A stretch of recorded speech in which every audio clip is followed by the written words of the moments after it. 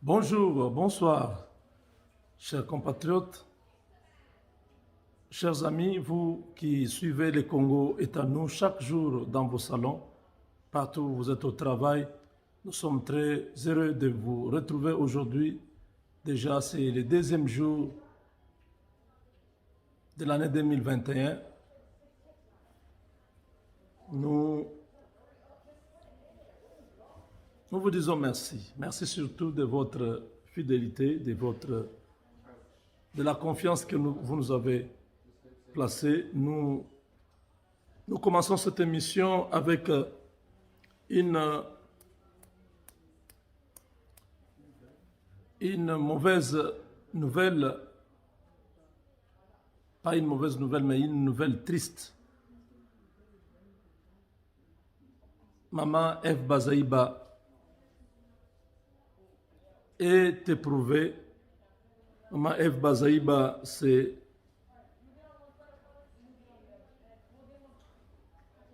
une personnalité dans notre pays. Elle est secrétaire générale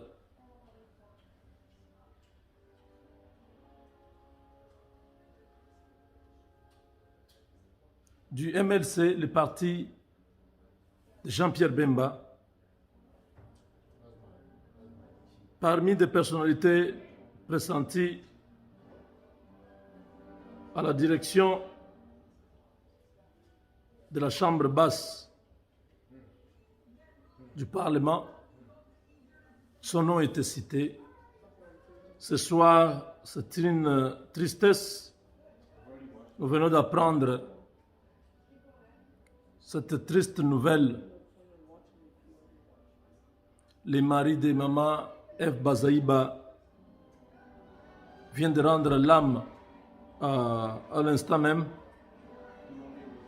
Ce sont des voisins du quartier à Kingabwa. Je connais très bien la famille. Elle est à ce centre médical qui était à la maison. Parce que maman Eve, chez elle à Kingabwa, quand j'étais là, en 2010, 2008, 2009, 2010, leur maison, c'est sur l'avenue Wamba. Ils sont au-dessus. En bas, ils ont un hôpital. J'allais à cet hôpital-là. Bon, mes enfants, ma femme, on allait là-bas. C'était un hôpital du quartier. Et son mari, c'était un médecin. J'ai très mal ce soir de voir cet homme partir. Il n'était pas encore trop vieux pour partir. Vous voyez, il est là.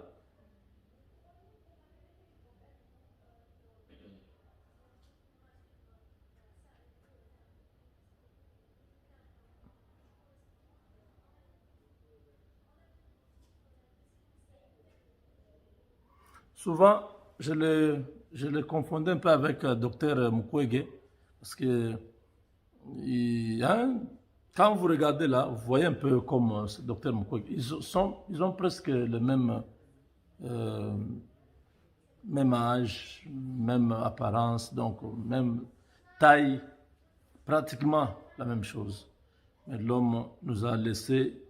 Vous voyez là, la famille est en train de pleurer. Regardez.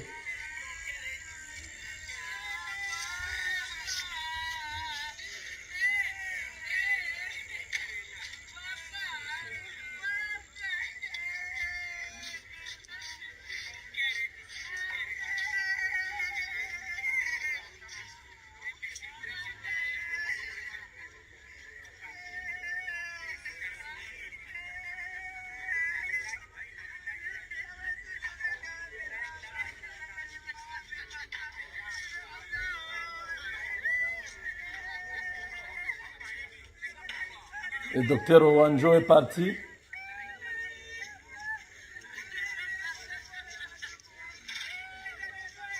Ma condoléance à maman Eve Bazaïba, à docteur Honorine, à mon jeune frère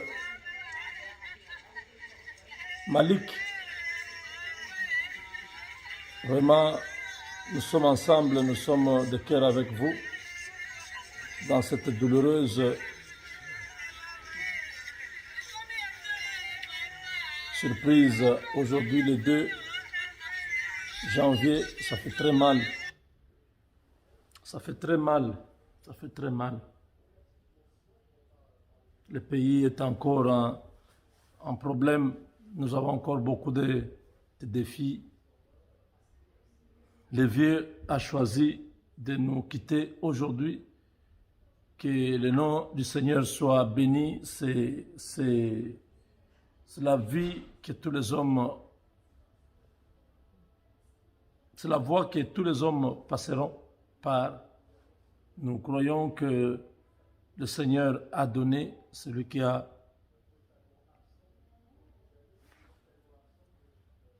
l'a repris, que son nom soit glorifié.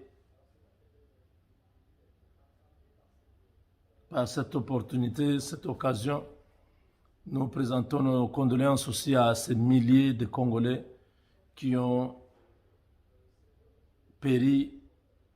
Nous présentons nos condoléances à toutes ces familles qui sont aujourd'hui endeuillées à l'est du Congo, principalement à Beni. Nos cœurs se joignent à vous pour compatir dans cette tragédie qui continue à être perpétrée par Paul Kagame et son armée, par Museveni et son armée, tous des Rwandais. Tout ce temps, j'avais toujours considéré Museveni comme un Ougandais. Museveni est d'origine rwandaise. Il règne sur les Ougandais qui n'ont pas un mot à dire depuis plus de 30 ans. Museveni est en train de faire exactement ce que Kabila a fait aux Congolais pendant 18 ans. Heureusement pour nous, nous avons vite compris les problèmes, nous avons attaqué spirituellement Kabila, nous l'avons attaqué, nous l'avons vaincu, il est tombé. C'est spirituellement que nous avons vaincu cet homme. Et nous allons continuer la prière. Nous venons de terminer 40 jours. Nous allons continuer la prière jusqu'à ce que ces gens, cette famille, battra totalement en retraite. Ils doivent restituer tout ce qu'ils ont pris du Congo. L'argent qu'ils ont gagné au Congo injustement, que Dieu restitue cet argent-là au gouvernement congolais. Nous avons besoin de la paix dans notre pays. Museveni, un sujet rwandais qui règne sur les Ougandais, qui manipule les rebelles qu'on appelle Kony. Kony qui est toujours introuvable parce que la communauté internationale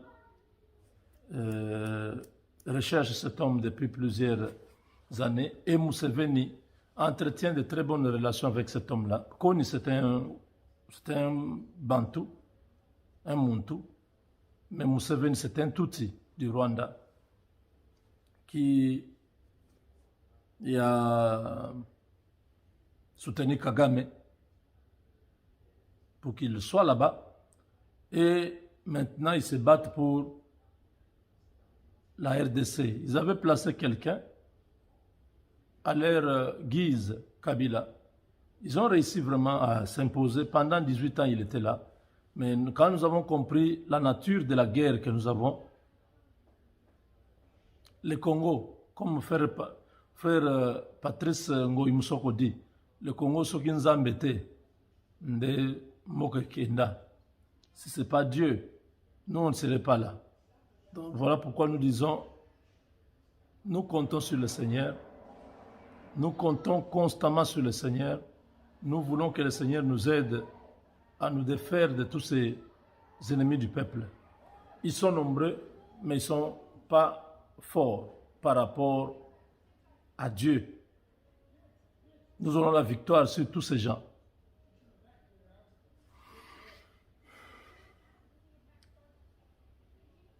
C'est une question du temps. Les gens continuent à mourir. Ça fait très mal. ça fait très mal. J'ai des images aujourd'hui qui m'ont laissé sans mots. Je n'ai pas pu digérer les images que j'ai vues aujourd'hui. Je pense que le chef de l'État fera le nécessaire pour que la paix revienne dans cette partie de l'Est du Congo. Le plan est de pouvoir créer le chaos pour obliger Tshisekedi à revenir sur la table de négociation. Ça ne se fera pas. Nous comptons sur le Seigneur et nous comptons sur sa nouvelle vision.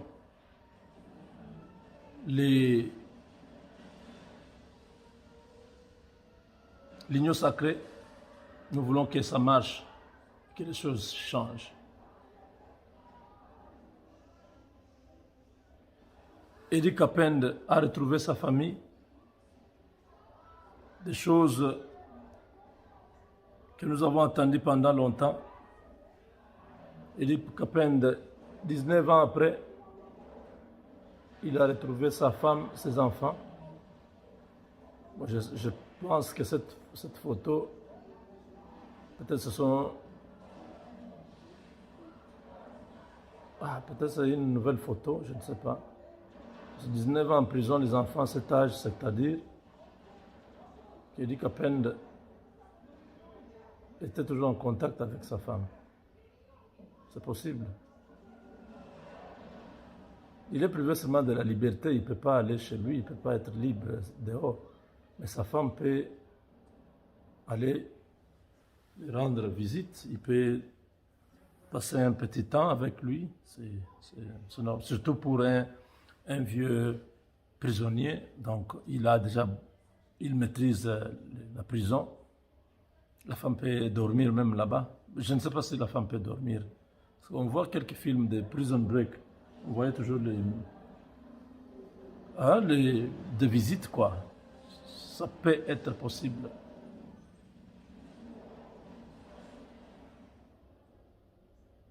Donc,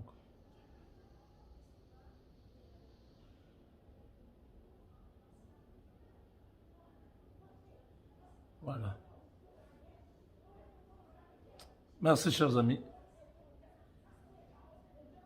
Le cadeau de la fin de l'année, c'était Edi Kapende, l'homme que tout le monde croyait que lui ne sortira jamais. J'en dis, c'est le prisonnier personnel de Kabila. Pour être sûr que Tshisekedi n'est pas président, vous verrez, il ne pourra pas sortir Edi Kapende.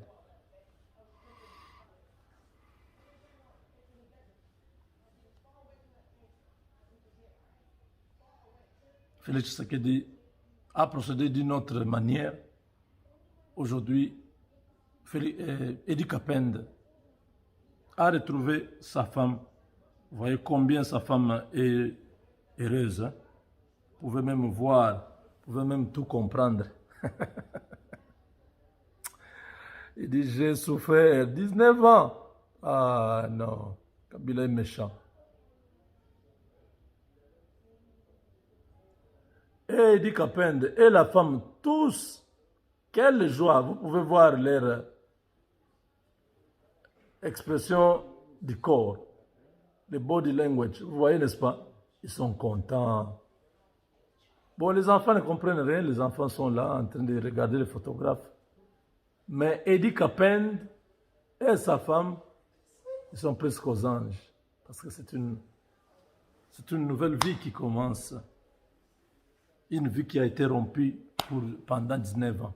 C'est très cruel, c'est méchant. Donc, voilà. Chers amis, c'était un message seulement que nous avons voulu vous passer. Le papa de mon jeune frère que j'aime beaucoup, Malik. Malik est avec nous ici de temps en temps. Il venait à la maison, chez moi.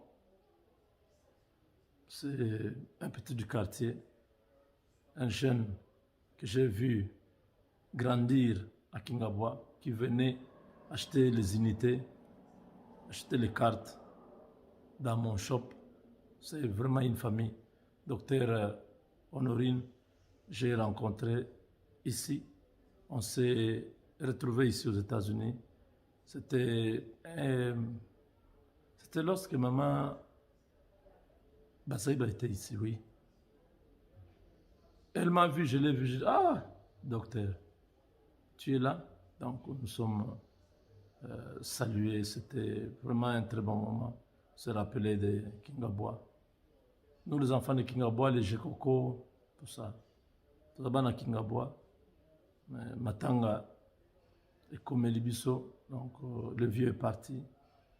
Comptons sur le Seigneur, continuons le combat. C'était un grand, fervent, militant, combattant, un homme qui a œuvré ensemble avec son épouse au MLC. Ils étaient ensemble au MLC. C'est vraiment très dur, mais c'est la volonté de Dieu. Avec Dieu, nous vaincrons. On se retrouve dans la deuxième partie.